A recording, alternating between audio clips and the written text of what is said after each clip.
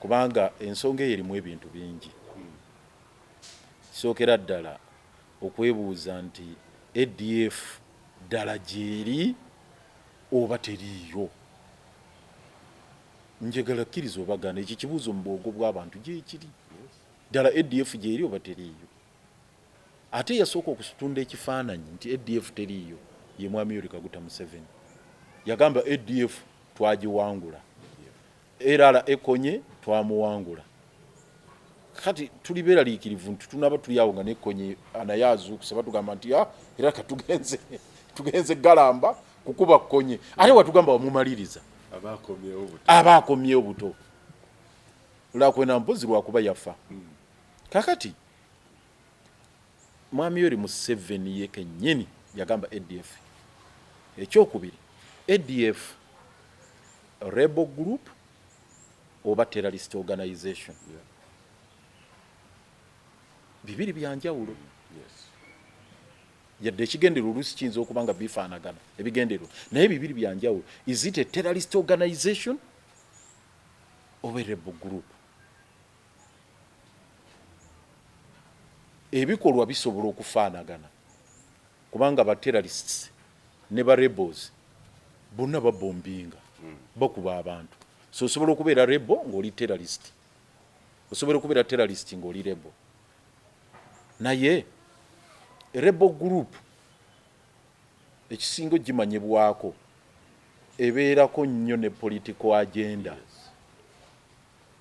Yadde ekola ebikolwa eby'obutujju ebyaba terrorists naye ng'erina ne political agenda. Okwawukana ku ba terrorists. Ba terrorists maybe bo no bayinza okuba ne political agenda naye si overthrowing oba government oba kola ki nga barebo kye baba bakola. Kakati Mwami Yoweri Museveni atubuulire tuli mu lutalo ne ba rebels. MONUSCO is a peacekeeping force. Kakati peace enforcement kwe kuzzaawo kwe kulwanyisa eggwanga eriba lirumbye eddala. Naye ng'ebyo byonna bikola nga UN Security Council emaze kutuula. Kati ekyebuuzibwa yo muno ffe tetulina we tugenda kuyingiriramu. Kati MONUSCO oba eggye lya UN gyeriri eri. Uganda tuli basignatory ku UN Charter. Era tuli duty bound okuwaayo amagye agaffe agatte ku MONUSCO okuuma emirembe mu DRC. Naye ate ne tutwalayo n'amalala kati ku nsonga endala. Kakati ekyo gwe tolabawo obuzibu obuba buli mu mateeka ne operations bwe zigenda okubeera. Eyo ntale eziri eyo ku mulundi guli lwe twagenda ekisangani twagendayo ne tulwanagana ne tukubaganirayo ne Rwanda n'Abanyamulenge.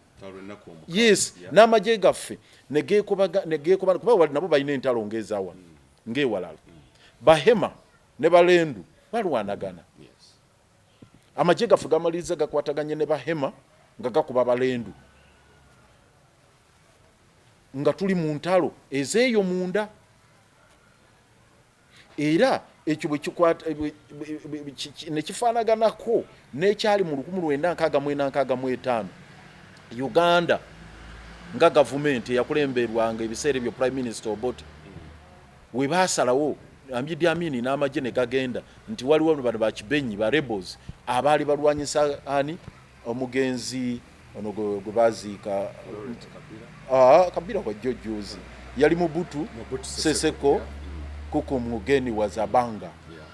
Yes, of course ebiseera ebyo byo oyinza oga nti kale waliwo embeera ey'okuyambako ku ba rebels abaali bakoze effujjo lingi kuba nange numu okulaba nti bali akaseera ako bali bakamala n'okutta Patrice Lumumba. Nze nasulanga mu kisulo kya Lumumba.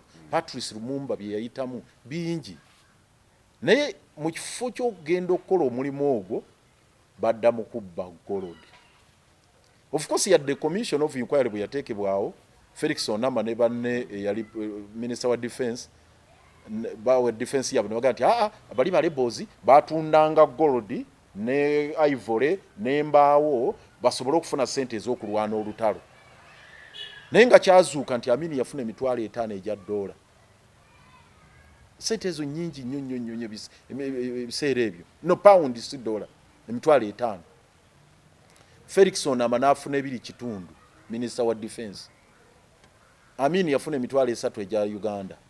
N'abalala obujulizi obwo ne bujja Daudi Okyenge ng'aleese motion eya impeachment obusambatuko obwavaako ne buvaako akati abagaaka 1966 crisis bye bimwe byavaako ebyo of course ng'oggyeko referendum eyakolebwa ku masaza agabula naye bye bimwe byajja akaseera ako. So bwe twaddayo ekisangani ekyavaayo Uganda ekubaganye ne Rwanda n'okutuusa olwaleero tetuli makambugu akakuku n'obukuubagano Uganda bwe yajja mu kisangani nga Kagame yeewulira eryanyi nga beeriga masajja ne mwami Yoweri Museveni ekisangani n'okutuusa kati boda yaffe enzigale executive entalo ziva kisangani eyo gye balwanira eyo. Kakati ebinaava eno tetumanyi Kagame asirisi olowooza talina interest mu DRC azirina. Yes. Bw'asitula enkundi mu section eyana eya UPDF Act batugamba nti wanabeerawo okutwala amagye ebweru mu nsi eyo gy'ogatutte wateekeddwa okubeerawo agreement gye bayita status of forces agreement ng'esayiningddwa minister wa defense era mu article y'e132 endagaano eyo erina okutwalibwa mu parliament n'egikakasa. Parliament yawebwa obuyinza okukola etteeka era mu 1998 bakola gye bayita ratification of agreements act. Minister wa foreign affairs asitula endagaano, minister wa defense gy'aba asayininze ne bagitwala mu parliament n'egikakasa. Kakati buuza Sempijja olwaleero balina endagaano yonna gye yali asayininze ne fadika ye fadika oba fast manyo baba pronouncing oba FARC oba fadika eyo force eya DRC nti oba balina kalendagaano ne Shishikedi yennyini nti yino Shishikedi ekiriwo lwakuba nti Shishikedi yatwala obuyinza mu mbeera eyali bwetyo eyali mu amakoona kubanga Shishikedi alinza okubanga yakwatana kyakusatu. Kakati DRC ebigenda okuva eyo kisookera ddala kati abantu bafa ezo bombings bakugambye we babombinga nabo tebannatuukayo enguudo mbi Muhanga Kayanja Muhanga akulemberamu amagye ng'ali wamu ne commander owa land forces mutabani wa president Muhoozi bakulaga nti bakyali banguudo zibatuusa ku nfo za ADF. Yo ADF etudde wali ng'ebalaba mujja muwenjula muli manguudo mulima mubatuukeko kega waliwo ebintu ebimu by'otunuulira mubikunduuza biri manguudo bajja beerula enguudo mubatuukeko wali ku nfo bali mubakube ebbomu kega beekalakaasa balaba bakutte biri bakutte bino. Ebigenda okuva eyo tebigenda kuba birungi era njagala Munnayuganda afune ekifaananyi ekituufu byonna njagala obigatte wamu. Zino sanctions ze batadde ku gundi ku Ebo Kandiho tembiyite ebyomuzannyo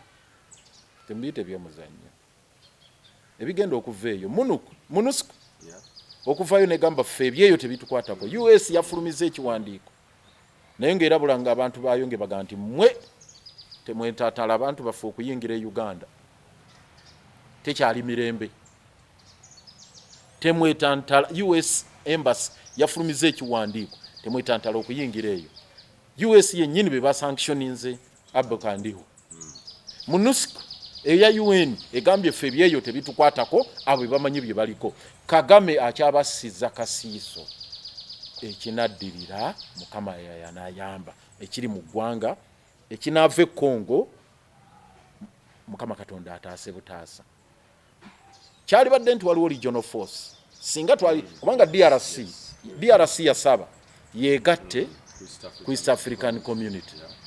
Singa baali bakikola ne tukikola mu nteekateeka nti begasse ku East African Community ne tugamba nti waliwo mu Great Lakes region embeera etali nnungi bannaffe yes twaliwo terrorism tugikwasaganyize wamu webale nnyo ku lukalu lwa Africa region ekyasinze okubeera na organization nnungi e West Africa. ECOWAS eyo erina Nigeria ECOMOG nakyemalira omu okola effujjo nga balumba lyamaanyi Kivula lyayumba Yaya Jammeh nga Adama Barrow awangudde era okulonda kwazzeemu wano mu Gambia nga Yaya Jammeh ali jini ali wabbali taliiwo bamukuba. Ne boolaba olutalo kalya balwanyisa Boko Haram mu Nigeria era olaba nga ECOWAS ECOMOG playing a role n'awalala. Kakati ensi za West Africa zitya okukola effujjo ng'oli kinnoomu abalala bayinza okwekobaanira ne babaako enkwata gye bakukutte. Kyova olaba nti yes kale obwanakyemalira situganye gye buli n'ensinga Ghana babadde n'okulonda Nana n'awangula gundi Senegal ewangula biki kati pockets ezikyalimu obuzibu zizine ziga Cameroon ewali bia myaka kuva 82 afuga n'abalala bwe batyo tutuwe butyo kakati naye yo atiiso giraba nti erira mu some level vuga naye wano weebuuza lwaki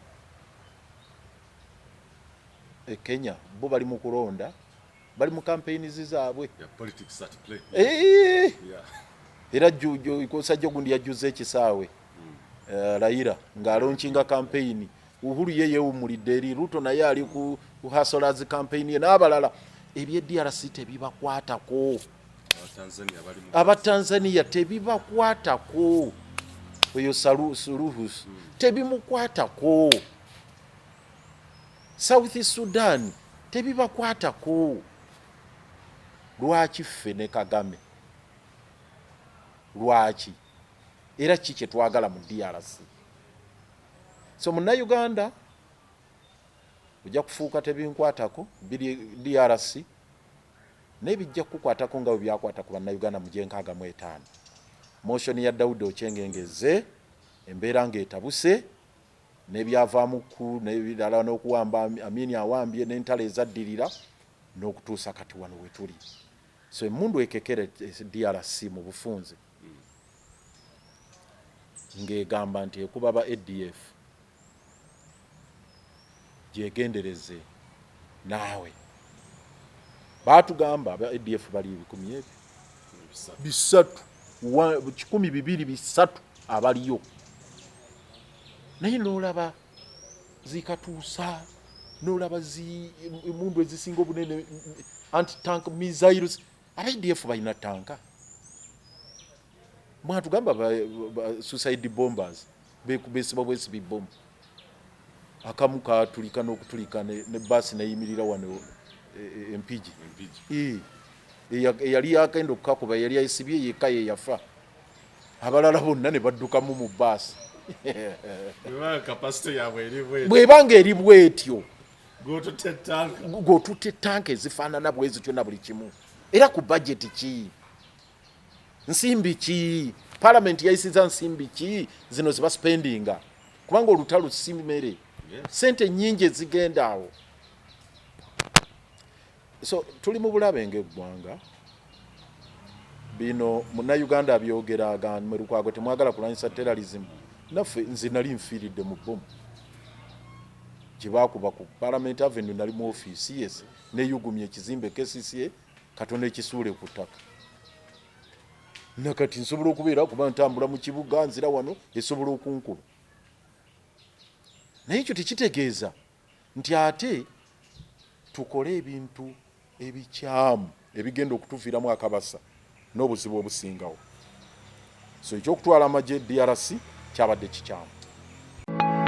Mu nsi buli omu alina ekirooto kuba kuwaguza kulafuubana n'okulemerako okutuuka ku buwanguzi ddala wamma ggwe luba lunaku mulindwa okyasobeddwa eka ne mu kibira nga weebuuza omuntu omutuufu anaakutuusa ku makula g'ebirooto byo oba okooye kuferebwa kankwanjulire aba Brand Pro Property Services Limited abeegulidde erinnya mu kutuukiriza ebirooto by'abantu ebyekuusa ku ttaka bagula wamu n'okutunda ettaka n'amayumba ku buli luguudo lwa Uganda wamu n'okwetooloola ensi mu mawanga agatali gamu nga USA, India wamu ne Bungereza. Tulina estates eziwedde okuzimbibwa. Gano makula bukula weegulire ennyumba ey'ekirooto kyo olwaleero ku bbeeyi esoboka. Naawe anoonyeza okupangisa tuzirina ng'ate tusobola n'okukulaakulanya ettaka amayumba oba estates zo ne zeegombesa buli muntu. Oyagala saveya oba olina ekizibu kyonna nga kyekuusa ku ttaka bitukwase g'osirike. Tusangibwa ku MT House ku mwaliiro ogusooka Room 5 ewazana ku Entebbe Road okuliraana ekizimbe kya Muguluma Empire. Osobola okutukubira oba okutuweereza obubaka ku WhatsApp namba zaffe noti 773 216 588 noti oba noti 703 824 noti 79 ne ku website www.brandpro.co.ug. ate mwe bankuba kyeyo ebyammwe byateredde anti osobola okugula poloti oba okufuna ennyumba n'okomawo nga buli kimu kiri malidaadi saana. Sematuka abafera olwaleero ng'okolagana ne Brand Pro Property Services Limited tutuukiriza birooto.